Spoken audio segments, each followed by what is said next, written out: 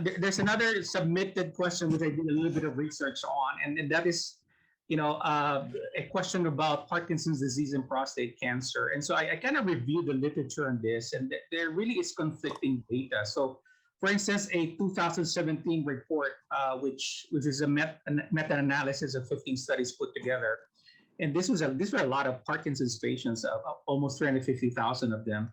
And what they found was that there was a decreased risk of prostate cancer in the Western population, but slightly increased risk in the Asian population. And yet, an article just came out in Archives of Neurology this August, or September rather, and this was out of University of Utah, and they have this huge population database with over, I think, 2.2 million people. And the nice thing about this database is that they have the genealogy of up to over 15 generations. It's really a gold mine of a database for trying to look for genetic signals. And what they found was that Parkinson's patients have increased risk of melanoma, which is old news, right? We've known this even when we were students, that melanoma is one of the cancers that is more frequent in Parkinson's. But what was surprising though was this population database in Utah showed that there was increased frequency of prostate cancer among Parkinson's patients, and not only among Parkinson's patients, but also among their relatives up to the third degree. So, and again, this is just an observation. Obviously, it doesn't mean cause and effect. It's probably something that needs to be investigated, moving forward. And then, while we're on the topic of prostate, interestingly, there's this prostate medicine called terazosin that seems to be associated with reduced frequency of Parkinson's. And in fact, it was one of the drugs even many years ago, even when I was a fellow, that we were, discussing as a potential drug to be investigated for neuroprotection for Parkinson's patients. But here's a silver lining, though. Overall, the huge majority of patients, actually, the huge majority of studies have shown that the overall rate of cancer in Parkinson's patients is lower than the general population, except for melanoma, and then except for this new information on prostate cancer. Do you have any thoughts about that, Pinky? Or have you heard about this new thing? Yes, I mean, it's very interesting. And then, like you mentioned, it's even more interesting about the terazosin and reduced frequency of PD. So,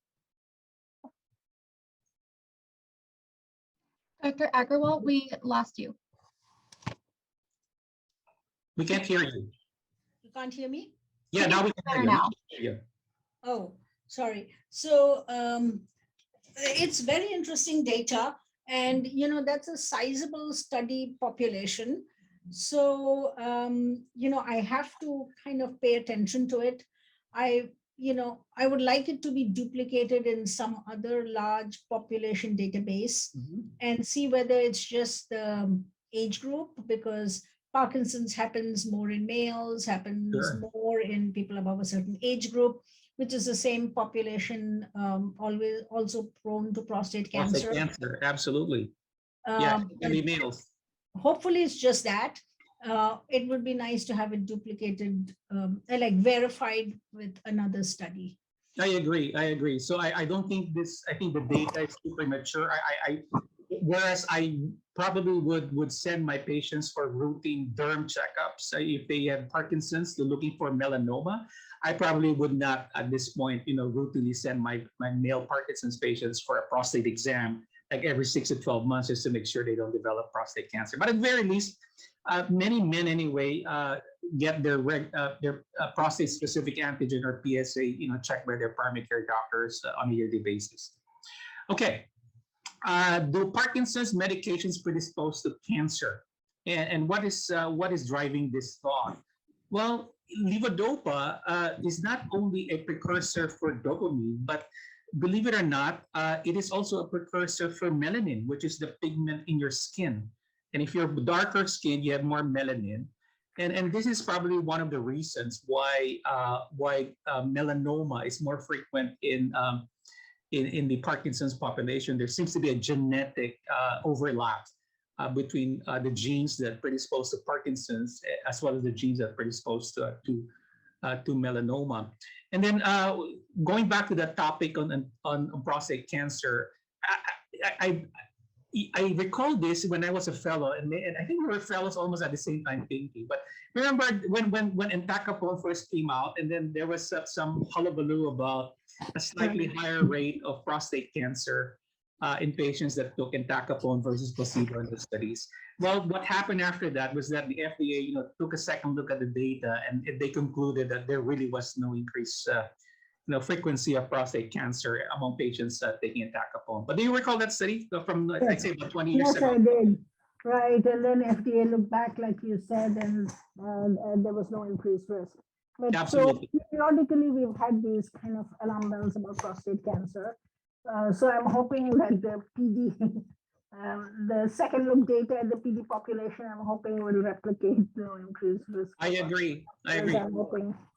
I agree. But at this point, the take-home message is that none of the Parkinson's medicines have been proven to increase your risk for cancer, including melanoma and including levodopa, which is supposed to be a precursor for dopamine and melanin. Okay, this was an interesting question from an audience. I just had to do some research on this. One of the submitted question was, why do I shiver when I urinate? And I kind of, have experienced this myself, and they have a term for this. It's called pee shivers. Or if you want to be more fancy and more technical, this is called post-micturition convulsion syndrome. Although it's not a convulsion, it's not seizure, but the shivering, that makes you, or shaking makes you have like convulsive-like movements. And this apparently is more common in men, but this can also occur in babies, especially those that, have wet their diapers and they start shivering. And what they found was that the causes are, or at least what the theorized causes are, number one, when you pee, there is a drop in body temperature because you're getting rid of that warm urine. And also you're exposing your private parts, and therefore you may tend to shiver and feel cold. Or number two, when you pee, especially after you pee a huge volume, your blood pressure tends to drop. And the temporary drop in blood pressure may cause some shivering. And as I said, men are more prone to women to have these pee shivers. And mainly because they think men obviously, have to be standing when they pee, whereas women, sit on the throne when they pee. And therefore that drop in blood pressure is not as apparent in women as in men. Have you heard this, among your Parkinson's patients? But this is a PD patient submitting this question.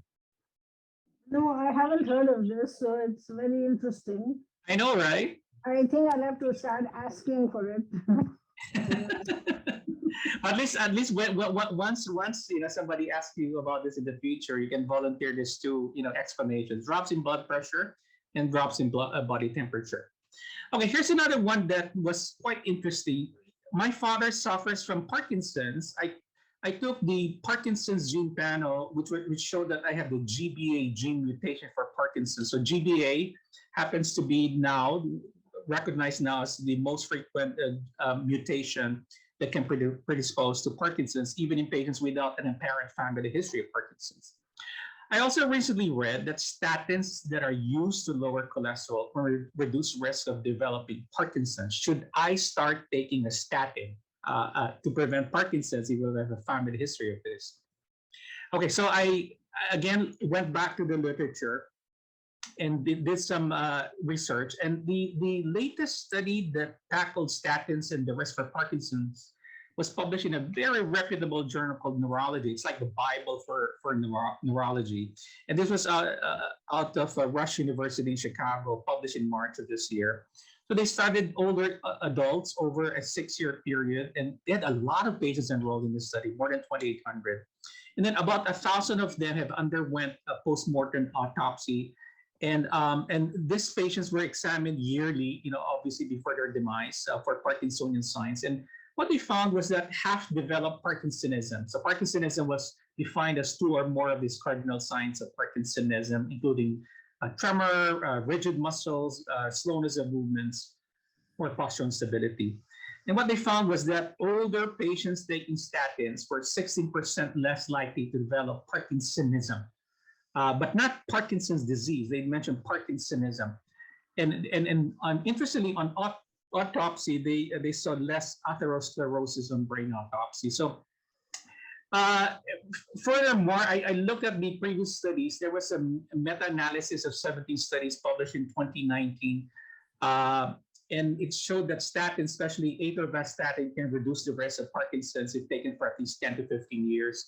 And then even earlier study, however, uh, showed the exact opposite, finding, which is lipophilic statins, which practically all the statins that more than half of the statins we use in the market may increase risk for Parkinson's.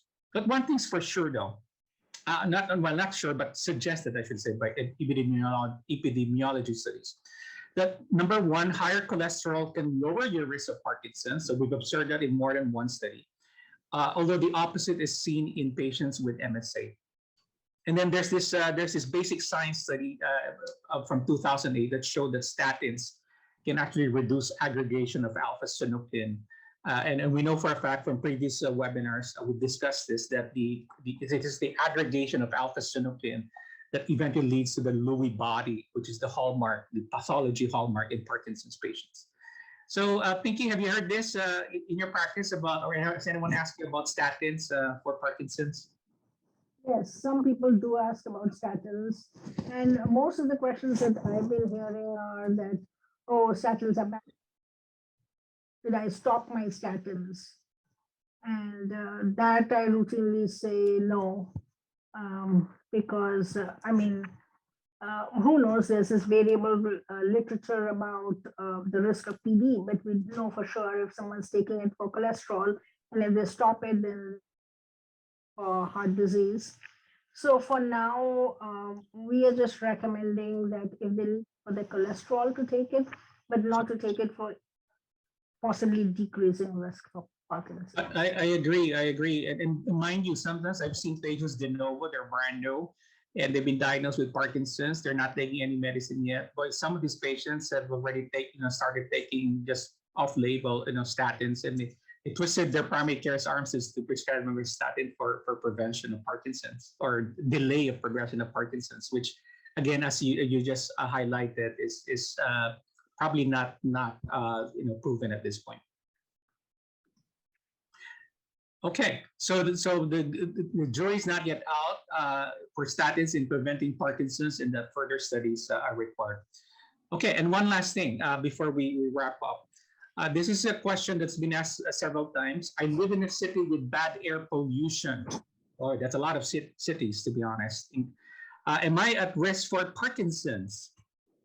Okay, so when we talk about air pollution, we talk about this really tiny particulate matters or particles, I should say, called PM 2.5 particles. So these are really, really tiny things. So for instance, this is the hair, typical human hair, which is about 50 to 70 microns, whereas the PM 2.5 particles are less than 2.5. So they're really, really tiny. So you see this in motor vehicles, airplanes, power plants, forest fires, wood burning, and dust storms. And so they're small, they're light, and therefore they hang around. So they're very easy to inhale, obviously. And what they found was that in areas with high PM 2.5 levels, there is a higher incidence of Parkinson's and Alzheimer's disease. I've been asked these questions even back in my days in the Philippines because of the high pollution over there. And I said this even after my fellowship. I said I suspected that the high pollution in areas like, in cities like Manila probably would predispose patients to neurodegenerative disorders, including Parkinson's and Alzheimer's disease. But have you heard of this, Pinky, and do you share this feeling as well? Yes, and recently, actually, there have been several articles on air pollution and how they've tracked areas specifically with increased air pollution surrounding areas and dementia. So earlier we were focusing, toxin intake from water or from soil or well water, but it's equally important to notice that we can inhale toxins, and that could equally just as well make us more prone to Alzheimer's or Parkinson's as it can from intake of toxins. Yeah, so yeah. The data, I'm quite convinced of the data I've seen so far. Yeah, and just to bring home this point, there was a huge autopsy study. This was done out of Mexico City. So they just did autopsy on individuals, anyone that died that lived in Mexico City from other causes. They're not dying from Parkinson's. They're not dying from Alzheimer's. They're just dying from whatever cause.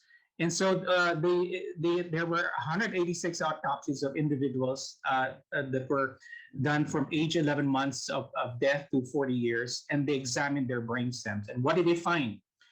They found, number one, in their brains, misfolded alpha-synuclein. So that's the hallmark of Parkinson's, right? Misfolded alpha-synuclein. We also see misfolded alpha-synuclein in multiple system atrophy and dementia with Lewy bodies. Number two, they found that tau protein. So tau protein is what we look for in the brains of patients with Alzheimer's disease. And number three, they found higher frequency of PDB43, which is again another protein in another neurodegenerative disorder called ALS or Lou Gehrig's disease. So what they're saying is that as we get exposed to air pollution and as we're getting older, we are more prone to developing these neurodegenerative disorders simply because we are accumulating these bad proteins in our brains and bodies. Any thoughts about that, Pinky? Is that convincing? I think it is convincing data, and I agree. And there's no, certainly you've shown this and other data too, that, air pollution, because there's so much particulate matter, there's so much, the same products that we can ingest from the soil Right. can be hanging out in this droplet particulate matter. And it's certainly kind of concerning data. And that is why we find actually so many people, I mean, masks are a newer trend here, but in several parts of the world, people are routinely using masks to avoid particulate matter. Right. Especially so in Asia. I see that a lot in Asia, even before the pandemic. Yeah. Okay, I think this was a great session, Pinky. I really learned a lot from our interaction. I hope we can invite you again in the future.